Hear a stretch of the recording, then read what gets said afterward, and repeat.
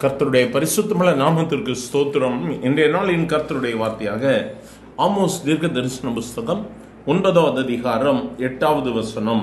ஆகிலும் யாக்கோபின் வம்சத்தை முழுவதும் அழிக்க மாட்டேன் என்று கர்த்தர் சொல்லுகிறார். எனக்கு அருமையானவர்களே, இந்த இடத்துல வேதம் சொல்லும் பொழுது நான் முற்றிலுமாய் அழிக்க மாட்டேன் என்று சொல்லுகிறார்.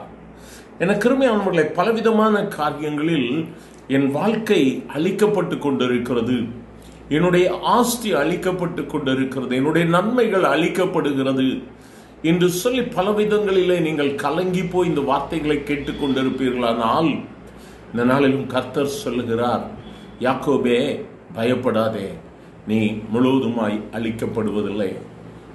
போதும் ஆண்டவரே, என்னை கண்ணோக்கி பாரும் என்று சொல்லி கூப்பிடுகிற உன்னை பார்த்துதான் கர்த்தர் சொல்கிறார், நான் உன்னை முழுவதும் அழிக்க மாட்டேன்.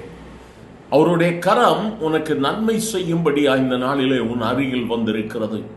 இந்த வார்த்தைகளை கேட்கும் பொழுது நீங்க ஒருவேளை சோர்ந்து போயிருக்கலாம். இனி என்னுடைய வாழ்க்கையில ஒரு மனமகிழ்ச்சியின் நாட்கள் உண்டாயிருக்குமா? இனி என்னுடைய வாழ்வில் நான் இழந்து போன நன்மைகளை பெற்றுக்கொள்ள முடியுமா?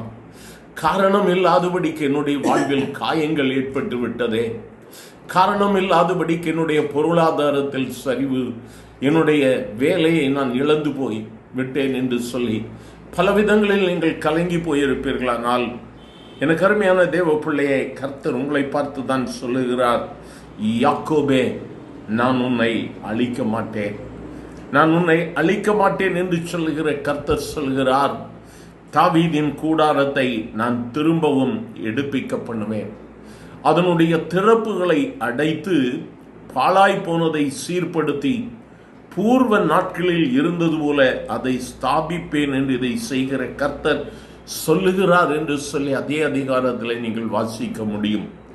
ஆகவே கர்த்தர் பூர்வ நாட்களில் இருந்தது போல உன்னை மீண்டுமாய் எடுத்து நிறுத்துவார்.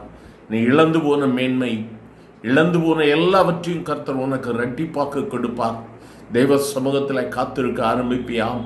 மனிதர்களை நாடி போனது போதும், சோர்ந்து போய் விழுந்து கிடந்த நாட்கள் போதும். அருமையான தேவ பிள்ளையே, எல்லாவற்றையும் உதறி தள்ளிவிட்டு தேவ சமூகத்தில் சொல், என் ஆண்டவருடைய வார்த்தை எனக்குள்ளாக இருக்கிறது, கர்த்தர் எனக்கு நன்மை செய்வார் என்று சொல்லி அவரை இந்த நாளிலே நீ நோக்கி பார்ப்பாயானால் ஒரு பிரகாசமுள்ள எதிர்காலத்தை கர்த்தர் உனக்கு கட்டளையிடுவார்.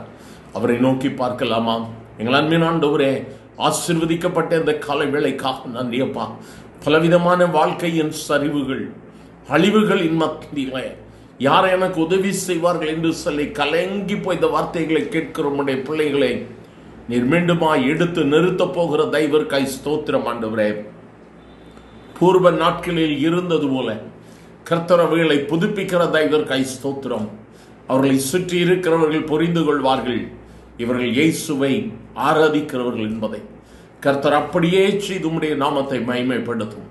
கேட்கிற உம்முடைய பிள்ளைகள் ஒவ்வொருவரும் கனப்படுத்தப்படுவார்களாக. ஆசீர்வதியும் இயேசுவின் நாமத்தில் பிதாவே, ஆமென்.